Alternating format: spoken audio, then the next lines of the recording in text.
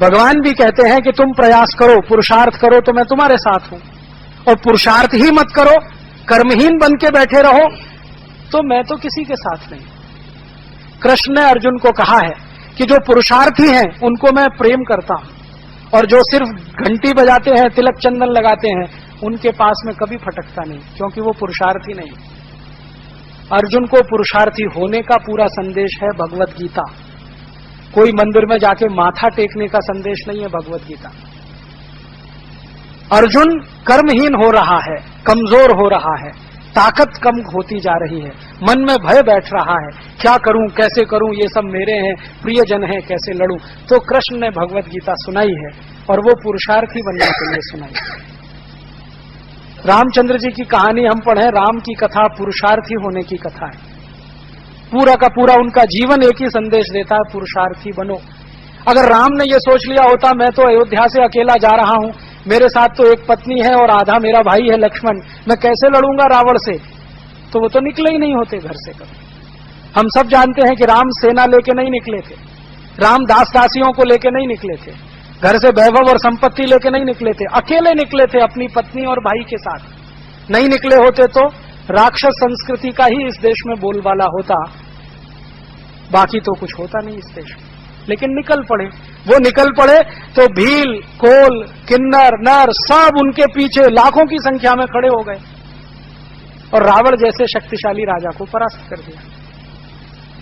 तो दुनिया में कोई भी आदमी कोई काम करता है तो अकेला ही निकलता है। तो आप ये मत सोचिए कि मैं अकेला हूं, मैं क्या कर सकता हूं। अकेला आदमी तो बहुत कुछ करता है, संकल्प होना चाहिए। तो मुझे लगता है कि आजादी के स्वदेशी आंदोलन के 100वें वर्ष पर, वंदे मातरम आंदोलन के शताब्दी वर्ष पर कुछ तो संकल्प करें अपने मन में, और इतना ही संकल्प करें कि हम भारत को भारतीयता की तरफ ले जाने के लिए जीवन भर प्रयास करेंगे। सफल हो या ना हो ये दूसरी बात है, प्रयास हम करेंगे। क्योंकि कृष्ण ने हमें कहा है कि तुम चिंता मत करो, फल की चिंता तुम करने के अधिकारी नहीं हो, तुम काम करो, प्रयास करो, फल मिले ना मिले, मा फलेषु कदाचन।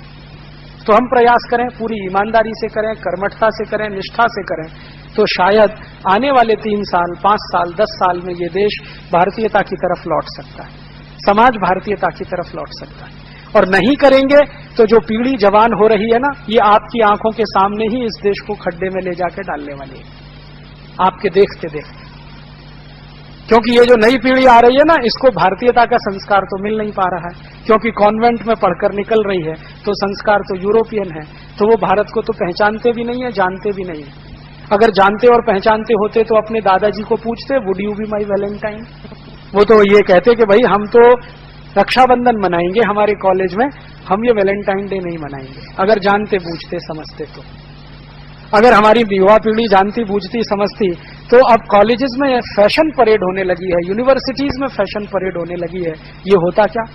हमने अपने बच्चों को उन फैशन परेडों में पहले से ही शामिल करने का तय कर लिया है। छोटे छोटे नर्सरी स्कूलों में फैशन परेड होने लगी। यूरोप में शरीर का आनंद ही सब कुछ है, इसलिए शरीर और यौनिकता के आसपास सब कुछ घूमता है वहां पर। भारत में शरीर का आनंद कुछ भी नहीं है। तो हम तय करें जाना किधर है, और ये मेरे लिए और आप सबके लिए बहुत सही समय है कि अब हम देश के बारे में चिंतन करें। चिंता कम करें, चिंतन ज्यादा करें। ज्यादा लोग चिंता से ग्रसित हैं, हाय क्या होगा, हाय क्या होगा। चिंता छोड़िए, चिंतन करिए, रास्ते निकलेंगे उसमें। तो आज भारत और यूरोप का चिंतन मैंने आपके बीच में इसलिए रखा कि हम तय करें हमें जाना किधर है। अगर हम भारत और भारतीयता की तरफ जाना चाहते हैं तो ये मान लें कि हर देश की सभ्यता उसकी भौगोलिक परिस्थिति के हिसाब से तय होती है।